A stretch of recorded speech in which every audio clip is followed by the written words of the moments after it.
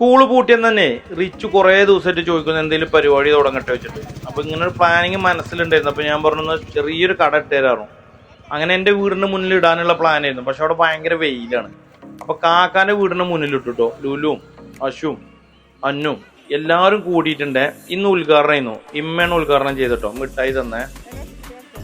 അവരുടെ മനസ്സിൽ കൊച്ചു കൊച്ചു ആഗ്രഹങ്ങളല്ലേ, അതൊന്ന് സഫലമാവട്ടെ എന്ന് കരുതി. കാരണം കുറച്ച് ദിവസം അതിനോട് ചോദിക്കുന്നു.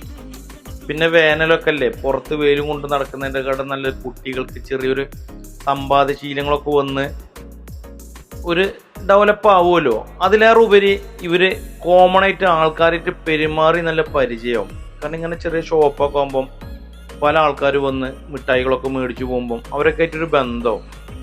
അപ്പം നമ്മളെ സമൂഹത്തിൽ അത് നല്ലൊരു അടിത്തറ തന്നെയാണ് ഇവർക്കൊക്കെ. ഈ കൊച്ചു പ്രായത്തിൽ എല്ലാവരായിട്ടും ഒരു കോണ്ടാക്ട് ഉണ്ടാകും.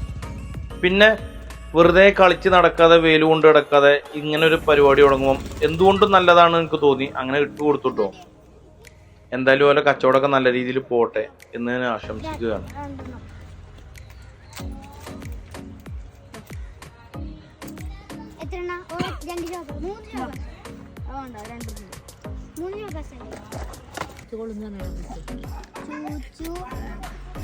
Equal to